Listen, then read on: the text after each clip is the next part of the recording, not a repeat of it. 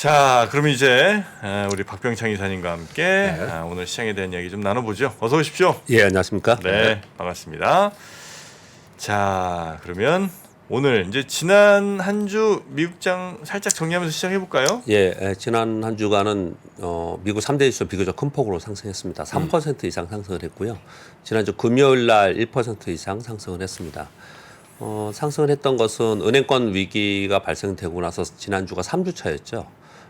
시장은 그 여진에 대해서 지켜보고 있었는데 이제 진정 국면이 이제 확인이 되면서 큰 폭으로 상승했다는 것이 한 가지이고요. 또 한 가지는 그런 과정 속에서 이번에 은행발 악재가 진정되면서 이번 위기가 오히려 단기적으로 좀 호재로 인식하는 그런 모습이 좀 나타났고, 그리고 금요일 날 PC가 발표됐습니다. 네. 시장 예상치보다 조금 더 떨어지는 그런 4.6%로 YY로 발표가 됐고요. 그리고 MOM은 0.3% 상승했습니다. 그래서 국제 수익이 약간 더 떨어지면서 다시 올라가는 그런 모습을 나타냈습니다. 그리고 재무부에서 IRA 세부 지침 발표했는데 이건 좀 이따 다시 말씀드리고요. 지금 화면에 좀 밑에 하단 부분에 좀 파랗게가 진하게 되어 있는데 제 원고에서는 그렇지 않았는데 오늘 좀 그렇게 되네요. 오늘 하루만 여러분들이 좀 이해해 주시기 바랍니다. 예, 좀 잘못되어 우하단에 파란색 네모요. 예. 뭡니까? 디도스입니까? 아, 그게 아니라 뭐 때문에 이렇게 되는지 모르겠는데 컴퓨터 오류는 디도스 말고는 아시는 게 없는 거예요? 뭐만 나오면 다 잘 디도스만. 보이지 않으실 수 그다음에 있을 딱 것 그 같은데 뭐 그냥 뭐 화면에 거기가 좀 진하게 나온다는 네. 부분 정도만 여러분들 오늘 그러다 하루만 좀 보니까 이해하시기 바랍니다. 박병창의 마켓 인사이드 글씨는 훨씬 더 돋보이게 잘 보입니다. 네. 지난주 금요일 날 테슬라 6.2% 올랐는데요. 1분기 판매 대수가 늘어날 것이다라는 그동안의 기대감이 있었죠. 근데 실제로 작년 2020년 대비 1분기로 봤을 때 약 36% 정도 증가하는 발표를 했습니다. 네. 그리고 애플이나 아마존이나 엔비디아 뭐 1% 정도의 상승을 좀 했습니다. 근데 마이크로 테크놀로지가 4.3% 하락을 했는데 이것도 좀 이따 다시 말씀드리겠지만 중국이 규제를 하기 시작했습니다. 마이크론 제품에 대해서 네네네. 보안성 검토를 한다라는 내용과 함께 마이크로 테크놀로지 하나만 하락하는 그런 특징을 좀 보였습니다. 전반적으로는 미국이 3월 초에 하락을 했고, 그리고 2, 3주 동안 변동성을 좀 주다가, 그리고 지난주 3주 차에서는 이제 비교적 큰 폭으로 상승을 좀 했습니다. 지난주에 있었던 PC 화면 그냥 참고로 여러분 다운로드 받으시기 때문에 가져왔는데요. 보시면 절대 수준 자체가 굉장히 높죠. 이게 맨 끝에가 1990년입니다.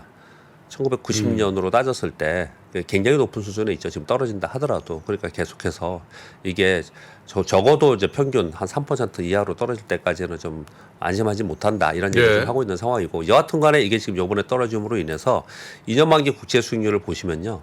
중간에 5% 이상으로 갔다가 급락했죠. 이게 은행발 리스크 때문에 그렇습니다. 은행발 리스크 생기면서 이제 곧바로 급락을 했다가 또 안정을 좀 찾는 모습을 나타냈는데, 은행발 리스크라는 게 저렇게 되면 이제 긴축에서 완화로 예, 돌아설 그렇습니다. 거다. 그런 기대가 있었던 거죠. 그러다가 최근에도 이제 안정하면서 반등 주다가 어제 PC 발표하면서 약간 떨어지는 그런 모습을 나타났고, 네.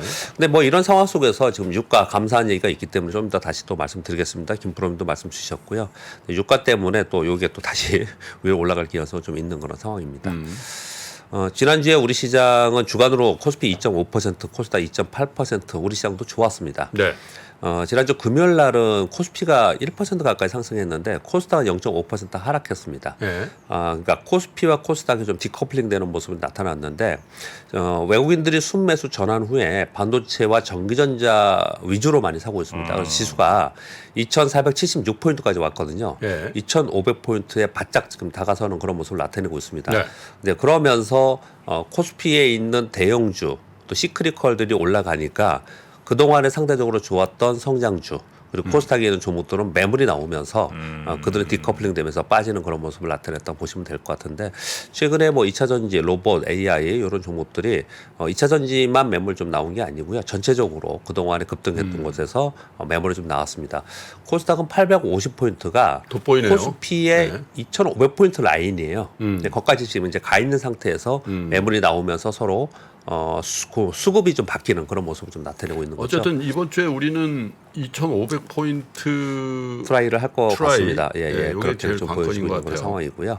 그런데 이제 그 사이에 코스닥에 그 동안에 뭐 우리에게 좀 수익을 주었던 개별 종목들 이런 종목들이 매물을 맞느냐 이런 부분 생각해봐야 되는데, 참고로 말씀을 드리면요, 지지난 주에는 코스닥의 이 매물이 목요일 날 나왔고요. 예. 그러니까 이번 주 월요일이니까 지지난주라고 하면 안 되겠네요. 3주 전에는. 네. 2주 전에는 금요일 날 매물 나왔고요. 지난주에 금요일 또 매물 나왔어요. 이렇게 주 후반에 한 번씩 이제 매물이 좀 나오면서 무슨 의미예요, 그거는? 그러니까 우려를 좀 하면서 그동안에 많이 올라온 거 차익실이 좀 나오는 거죠. 한 주 동안 쭉 올라갔다가 코스닥에 그 종목들이 이제 목이나 금쯤에 한번 차익실이 좀 나오고 뭐 여러 이유들은 나오곤 있습니다. 그렇지만 아무튼 이유들은 사후적으로 좀 나오는 거고 매물이 좀 나오고 있거든요. 그런데 그 다음 주에 갔더니 다시 올라가고 했기 때문에 계속해서 강했던 거거든요. 이번에도 똑같이 그런 모습이 나타나고 있기 네. 때문에 이게 뭐 또 다시 이번 주에 다시 올라갈지 안 올라갈지는 좀 지켜봐야 되는 상황이겠지만 한 가지 확실한 거는 코스피의 삼성전자나 은행주나 이런 것들이 안정화되면서 올라가면 상대적으로 좀 약해집니다. 수급상으로. 그래서 그동안에는 코스피가 계속해서 못 올라가고 있었기 때문에 이쪽에 랠리가 펼쳐진 것이고 이 코스피가 올라가는 구간에서는 조금 약해질 수 있다. 이런 부분들은 뭐 늘 말씀드렸습니다. 그런 일환으로 이런 모습이 나타난 것이고요. 그리고 뭐 그 부분에 대해서 한 가지 또 말씀을 좀 드리면 지금 코스닥의 차트를 보면은요. 지금 5일 이동평균선 위에서 지금 거래가 되고 있는데 지금 현재 차트로 볼 때 코스닥이 확 무너져가지고 코스닥은 무너지고 코스피만 가는 그런 시장은 아닐 거라고 보여집니다. 그동안에 워낙 가파르게 올라온 부분이 좀 있고요. 연종신고가를 계속 경신하면서 코스닥으로 올라왔지 않습니까? 그러다 보니 차익실현 매물이 나오는 거고 그 매물로 인해서 어느 정도 조정을 보이고 또 다시 움직이느냐 이런 정도의 관점으로 코스닥을 지금 보고 있는 것으로 지금 판단이 되고 있습니다. 이번 주 이벤트를 보시면요. 여러 이벤트들이 있는데 중요한 것만 말씀을 드리면 호주의 통화정책회의가 4일 날 있습니다. 호주 통화정책회의는 중요하기 때문에 넣어놓은 거고요. 그리고 5일 날 OECD 경기선행지수가 있고 호주 통화정책회의가 뭐 다른 나라에 영향을 많이 줘요? 그러니까 미국하고 캐나다하고 호주하고 같이 가요, 비슷하게? 미국 달러 영향을 많이 주기 때문에 이렇게 보는 거고요. 그러니까 호주는 자원국가이기 때문에요. 기본적으로 통화정책이 물가 영향이 많이 있습니다. 그래서 호주 통화정책회의를 중요하게 생각하고요. 네. 그리고 7일 날 미국의 고용보고서와 삼성전자 잠재 실적 발표가 있습니다. 그리고 금요일 날은 이제 미국은 이제 휴장인데요. 지금 이렇게 보시면 금리나 환율이나 이런 데 직접적으로 확실하게 영향을 주는 그런 빅 이벤트는 사실은 이번 주에 없습니다. 유가 빼고요, 지금. 감산하는 내용도 빼고요. 그렇기 때문에 전체적으로 시장은 그동안에 많이 이제 거론이 됐던 문제들, 그런 문제에서 조금 벗어나서 바야흐로 이제 실적 시즌에 들어가면서 경기 지표 가만히 보시면 PMI가 많죠. 중국 PMI, 미국 PMI, 서비스업 PMI, 뭐 차이신 PMI들이 많잖아요. 네. 그러니까 실적 시즌으로 들어가면서 경기 지표와 실적에 관심이 집중되는 그런 모습으로 지금 이제 변화가 되고 있다 이렇게 보시면 될 것 같고요. 네. 그리고 4월은 그냥 한마디로 딱 표현을 하면은 4월 지금 오늘이 뭐 첫 거래이기 때문에 말씀 좀 드리면 우리나라 뭐 금통이 있고요. 그 다음에 뭐 재무장관 회의나 아니면은 IMF 월드뱅크 회의나 뭐 이런 내용들뿐이 없거든요. 그리고 FOMC 없는 달이니까. 5월 첫째 주에 FOMC 회의가 있어요. 그러니까 4월에는 시장을 변화시킬 만한 방향을 변화시킬 만한 역사적으로 지금 4월 장이 재료가 좋았어요. 미국에. 그런 게 아니거든요. 그래서 4월은 또 좋았던 것은 통계적으로 4월이 굉장히 좋았대요. 미국이. 네네. 그랬던 것은 4월은 실적 발표 시즌이잖아요. 미국은 서프라이즈율이 되게 높아요. 네, 그러다 보니까 이제 좋았던 건데 그래서 이번 4월에도 좀 기대를 좀 하고 있다 이런 얘기들 나오고 있는 상황이고요. 근데 한마디로 표현을 하면은 경기 지표와 기업 실적으로 움직이는 그것에 연동하면서 움직이는 시장이다. 그렇게 보시면 좀 될 것 같습니다. 네. 근데 지금 뭐 말씀을 좀 다 드렸지만 그래도 한번 차분차분히 한번 좀 이렇게 살펴보면요. 네. 자, 우리 3월 한번 살펴볼게요. 3월의 첫 주에 파월 의장이 50bp 금리 인상 언급하면서 4% 이상 급락했죠. 둘째 주에 월요일 날 SBB 파산 얘기를 전해드렸습니다. 근데 그날 저점 찍고 곧바로 변동성을 주었지만 반등을 했어요. 그 다음 주 셋째 주에 연쇄 파산 효과가 있었습니다. 리스크가 확산됐어요. 그러면서 FOMC 회의에서 25bp 금리 인상을 했거든요. 그때는 오히려 올랐습니다. 오르고 나서 매물이 좀 나왔어요. 그리고 나서 넷째 주가 지난주입니다. 은행 리스크가 진정되면서 큰 폭으로 반등을 했거든요. 그래서 3월 한 주를 정리하자면 이렇다는 거죠. 3월 한 주간으로 보면 그래서 3월의 월간으로 보면 다우는 1.89% 올랐고요. 나스닥은 6.69%, S&P 500 3.5% 올랐거든요. 지금 어디까지 왔냐를 알기 위해서 제가 이렇게 발표를 드리는 거예요. 연간은요. 다우는 플러스 0.38%입니다. 보합이에요. 보합. 마이너스였다가 지난주에 올라서 은행권 진정되면서 이렇게 올라온 거고요. 나스닥은 16.7% 올랐습니다. 연간이라는 게 지난 1년이에요? 아니면 2023년? 올해. 올해 1월 1일부터? 예. 네. 그리고 S&P 500은 7% 올랐어요. 상대적으로 금리의 고점에 대한 인식이 있으면서 네. 성장주들이 빅테크들이 많이 올랐다. 그렇게 보시는 거죠. 근데 아직까지 우려는 있습니다. 중장기적으로 상업용 부동산 그리고 재무 부실 성장 기업의 우려는 계속 있습니다. 요건 제가 지난주에 좀 자세히 설명을 좀 드렸습니다. 앞으로 남은 게 뭐냐 우려가 그 말씀을 좀 드렸고요. 근데 네. 중장기적으로 흐름에서 보면 될 것 같고요. 그런 거 빼고 뭐 저는 이제 매일 데일리로 방송을 하니까 오늘은 뭐 주간의 첫 월요일이지만 4월에 빅 이벤트 자체가 없어요. 그래서 그런 가운데 1분기 실적 지수로 지난이 들어가니 당연히 기업 실적으로 관심이 이동이 되는 거고 기업들이 어떤 종목은 올라가고 어떤 종목은 내려가는 것에 따라서 거의 연동하면서 시장이 움직이는 것이 이번 4월에 될 가능성이 높다 이렇게 보는 거죠. 보시면 전에 보면은 뭐랄까요 뭐 넷플릭스니 몇 개 종목들이 어닝 미스로 인해서 급락하니까 시장이 하락하고 이런 일이 벌어졌잖아요. 네. 그러니까 똑같이 개별 기업들의 실적에 따른 주가 등락에 따라서 시장이 움직일 것이다. 이번 4월은 그럴 가능성이 높다. 이렇게 말씀 좀 드리는 거고요. 이번 우리나라도 보면요. 3월 월간으로 코스피가 2.65% 코스닥 7% 올랐거든요. 네. 그런데 연간으로 보면 코스피 10% 올라 코스닥이 24.7% 올랐습니다. 어떤 생각이 드세요? 지금 굉장히 우려를 많이 하면서 시작했지 않습니까? 그리고 위기설도 계속 있었잖아요. 근데 1월, 2월, 3월에 코스닥이 24.7% 올랐어요. 작년 한 해 오르는 거에 50% 이상 만회를 했습니다. 지금 빠진 거에. 예, 빠진 거에 만회를 좀 해버렸어요. 상대적으로 코스닥은 상당히 강한 상황이 있거든요. 그래서 기대감도 많고 또 선순환이 된다는 얘기를 하면서 여기까지 달려왔고 또 4월에도 그런 것은 좀 더 이어지지 않을까라고 생각을 하지만 맨 마지막 것만 먼저 말씀을 드리면 이런 얘기들이 요즘 많이 나오고 있습니다. 만약에 4월까지 강세가 유지되면 네. 5월 이후에는 조정 들어가지 않겠냐. 5개월 연속 그렇게 계속 가는 그러면 대세 상승이냐 강세장이냐 그 정도는 아니지 않겠냐 이런 얘기들이 요즘에 나오고 있는 그런 상황이고요. 그런 가운데 코스피는 이번 주에 다시 2,500포인트에 지금 임박해 있는 상황이기 때문에 그 돌파 시도를 할 건데 이제 관건은 외국 국내 기관들이 좀 사면서 최근에 좀 좋았거든요. 그런데 2,400포인트 위로 올라서서 특히 2,450포인트 올라서니까 국내 기관들이 다시 조금씩 팔기 시작을 했어요. 네. 그래서 2,450포인트 위 그리고 2,500포인트를 넘어설 때는 국내 기관들이 도와줘야 돼요. 여기서. 국내 기관들이 도와주지 않으면 외국인들이 힘만으로 못 가더라고요. 지금 몇 차례 동안. 그래서 국내 기관들의 수급을 보는 것들을 좀 살펴봐야 되는데 왜 외국인들을 빼고 국내 기관들을 더 수급해서 관건이라 표현을 드리냐면요. 단기적으로 지금 환율이나 금리 환경 자체가 외국인들은 우리 시장에서 매도보다는 매수를 할 수 있는 그런 상황이 단기적으로 좀 됐어요. 네. 그러다 보니까 지금 대형주 위주로 외국인들이 좀 움직임이 나타나면서 여기까지 왔거든요. 근데 여기서 추가적으로 갈 때 막 국내 기관들이 매도를 해버리면 또 꺾여서 내려오는 이런 흐름이 나타나기 때문에 국내 기관들의 수급을 좀 살펴보자. 이렇게 코스피 말씀을 드리겠고요. 코스닥은 가장 중요한 게 먼저 서두에 말씀드린 것처럼 연중 지금 3개월 만에 24.7%로 올랐어요. 그리고 선순환이 계속 되고 있습니다. 반도체도 지금 올라와 주고 있고. 이런 상황이다 보니까 계속해서 이 코스닥이 상대적으로 강할 거 아니냐, 테마가 상대적으로 강할 거 아니냐 이런 부르짖음이 있습니다. 표현을 제가 그렇게 하겠습니다. 그런 게 있는데 사실은 시장이 막 4개월, 5개월 이렇게 연속적으로 오르기 힘든 시황에 지금 들어가 있는 상황이기 때문에 이번 4월에 실적 시즌에 들어갔는데 종목별로는 어떤 종목 오르고 어떤 종목 내리고 또 뭐 올라가면 매물 맞고 막 이런 현상이 막 벌어질 거예요.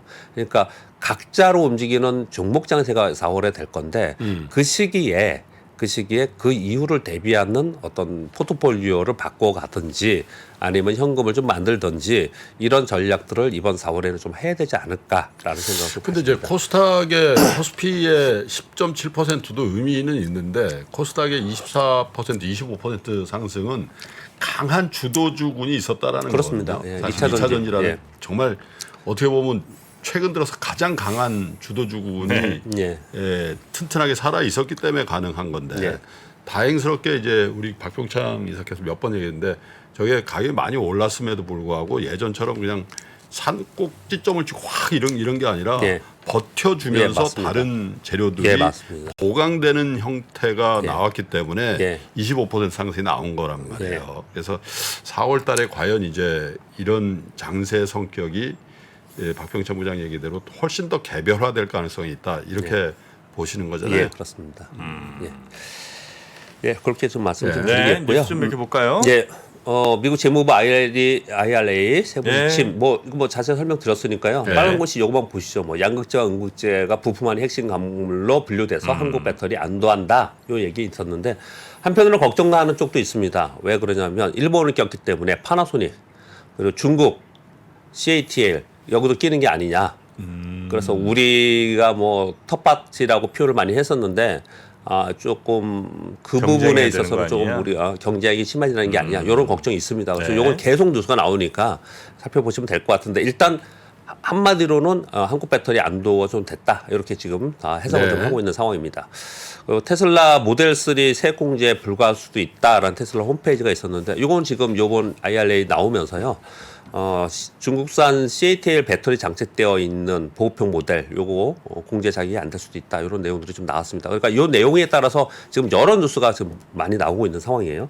또 하나는 우리가 맨날 배터리하고 전기차만 얘기하는데 태양광 산업도 요번에 이거 같이 들어가는 거거든요. 그래서 태양광 공장 시설 투자의 30% 세액 공제 그리고 제품 생산 그 엔드 제품에서는 이제 보조금을 직접 지급하는 요 내용이 있기 때문에 태양광 관련된 종목들에 대해서 관심을 다시 갖자 이렇게 얘기를 저 하는데 한국에서는 하나 솔루션이죠. 네, 그렇습니다. 근데 태양광 공급망의 90%는 지금 중국이 장악하고 있기 때문에 경쟁력이 있는 기업은 돋보일 가능성이 높다. 이렇게 지금 보고서들이 나오고 있습니다. 네. 그리고 아까 제가 잠깐 말씀드렸던 중국의 규제 당국에서 마이크론 테크놀로지 제품 사이버 보안성 검토를 하겠다라는 뉴스가 나와 있었습니다. 그래서 지난주 금요일 날 마이크론 테크놀로지 혼자서 4.3% 하락을 했어요. 자, 로이터발 뉴스를 보면 이런 내용들을 얘기합니다. 마이크론에 대한 중국의 징벌적 조치는 중국 내 판매 비중이 높은 다른 기업들도 포함해 향후 큰 변화를 예고한다라는 거예요.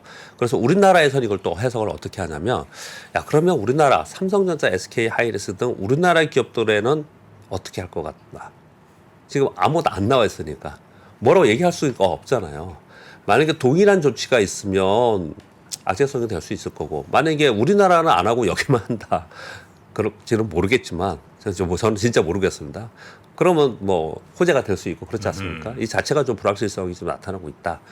좀 이거 굉장히 중요한 뉴스이다. 이렇게 지금 우리나라가 생각합니다. 저기 중국에 반도체 팔면서 중국에서 뭐 정보해가지고 한다고요? 미국의 중국 사람들이 그렇게 생각해서 우리나라 그거 조사한다고? 정말 비상식적인 거지 그거. 네. 농심라면에도 하지 그냥. 라면 초파에도 하고. 라면에 비법이 좀 있죠. 네. 미국과 중국이 뭐 거의 비상식적인 얘기들 많이 하고 미국하고 있으니까. 중국은 자기네들끼리 하니까 그냥 하는 거고. 우리까지 왜 그러냐? 우리까지 하는 거는. 근데 지금 그거는 뭐라고 결론 지을 수 없다라는 게 이제 주로 내용들입니다. 이쪽 전문가들 보고서를 보면 이제 그런 내용들이고요. 네. 다섯 번째 뉴스는 지난번에 그 CATL하고 포드 합작 공장 있었잖아요. 네. 근데 테슬라가 이거 블룸버그 뉴스입니다. 테슬라도 CATL과 합작 공장 건설 추진한다라는 뉴스들이 지금 나오고 있습니다. 그런데 이게 지금 포드처럼 공장 지분은 포드나 테슬라가 갖고 있고 빨간 글씨로 제가 표시를 해놨는데 CATL은 기술만 협조하는 구조로. 근데 이게 백악관과 논의했다는 내용까지 막 나오고 있고 그리고 어디서 할 것인지까지도 계속 나오고 있는 그런 상황이라서 텍사스 뭐 근처 이런 얘기를 좀 하고 있는 그런 상황이라서 진행이 되고 있는 것으로 지금 보여지고 있어요. 정신 차려야 돼요. 자꾸 꼼수를 써. 그래서 대도문 몰라요? 대도문. 네. 군자는 대로행이죠. 그러다 보니 이제 우리가 일본도 들어오고 중국 CATL 들어오고 그러면은 우리가 그냥 마냥 쳐다볼만 볼 문제는 아니다. 정말 예의주시하고 우리도 지금 바쁘게 움직여야 된다 이런 얘기들을 많이 나오고 있는 그런 상황입니다. 예. 그리고 여섯 번째 뉴스는 유럽연합에서 재생에너지 비중 목표를 32% 네. 2021년 21%였는데 큰 42.5%로 뉴스예요, 저거. 상향 합의했습니다. 큰 뉴스입니다, 저거. 예, 그렇습니다. 그래서 EU 집행위원회 이사회 유럽위의 의견이 좀 달랐거든요. 그래서 표현을 제가 그대로 가져왔는데 밤샘 3자 협상 끝에 합의를 했다라고 하는 거예요. 왜 그런가는 뭐 러시아 화석 연료에서 의존을 이제 탈피해야 되는 인식이 좀 됐다라고 하는데 이거는 이렇게 이게 상행되면요 여기 관련되는 기업들이 확 움직입니다. 이쪽으로. 네. 그렇기 때문에 이건 굉장히 큰 뉴스를 이렇게 보여지고 있고요. 마지막 뉴스는 아까 김프로님 전해주신 사우디에서 5월부터 연말까지 오펙 플러스와 감산할 것이라는 발표가 있었습니다.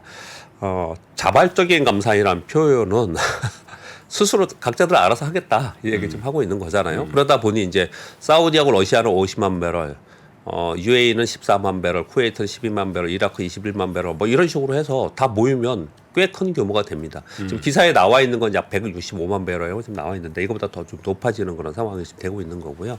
근데 이렇게 된 것이 언제 그러면 이게 논의가 됐느냐 또는 뭐 물밑 작업이 됐느냐 이렇게 봤을 때 뭐 그동안에 이런 얘기들도 있었지만 요번에 은행 발기가 있었잖아요. 그러면서 그 주가가 그냥 급락을 해버렸잖아요. 그리고 경계되는 우려가 점차로 지금 강화되고 있는 상황이라서 이런 감산 발표 또는 자율적이라고 얘기를 하지만 자기들끼리의 그 논의가 있지 않았나 이렇게 생각을 네. 좀 하고 있는 건데 이게 만약에 진행이 정말 이렇게 되고 그러면 두 가지 측면에서 시장에서는 악재로 받아들일 가능성이 있는데 하나는 여러분들은 아시는 이제 물가에 영향을 주는 것이고요. 또 하나는 가뜩이나 지금 미국, 유럽 그리고 러시아, 중국 그리고 중동의 일부 국가들 뭐 또는 인도도 요즘에 좀 중국 쪽으로 많이 좀 치우침이 있어서 이렇게 좀 이제 경쟁 구도가 많이 만들어지고 있는 그런 상황이잖아요. 네. 근데 그런 상황 속에서 아까 보여드렸듯이 뭐 마이크론 테크놀로지 뭐 조사도 하고 또 미국은 IRA 뭐 이런 것들을 해가지고 중국, 러시아를 좀 배제하고 이런 게 막 진행이 되고 있는데 또 이런 일들이 벌어졌기 때문에 훨씬 더 아마도 긴장의 고조 그리고 갈등의 고조는 심해질 수밖에 없는 상황이고 이것은 주식시장에서 노이즈로 발생할 가능성이 굉장히 높습니다. 네. 여기까지 전해드리겠습니다. 그러면 요 정도로 네. 우리 박병창 이사님은 정리하고요. 4월 한 달도 잘 부탁드리겠습니다. 네. 4월 달이 좋다니까 기대하고. 네. 잠시 후에는 이영수 대표와 함께 반도체 이야기 좀 나눠보죠. 자, 박병창 이사님 고생 많으셨고요. 내일 뵙겠습니다. 감사합니다. 복잡하고 어렵게 느껴지는 재무제표와 용어들. 친절한 투자 멘토 사경인 마스터가 매주 새로운 콘텐츠로 알기 쉽게 설명해드립니다. 재무제표 분석과 포트폴리오 구성, 뭐 양대 재무제표라고 그러면 대차대조표랑 손익계산서가 있거든요. 매수 매도 방법, 이때 사는 게 좋겠네. 이렇게 사면 좋겠다. 근데 이렇게 살려면 뭘 해야 되냐면요. 나머지 3분의 1은 놔둬봅니다. 어디까지 가는지. 실전 투자 팁까지 알려드립니다. 오직 3프로 멤버십에서만 만나실 수 있습니다.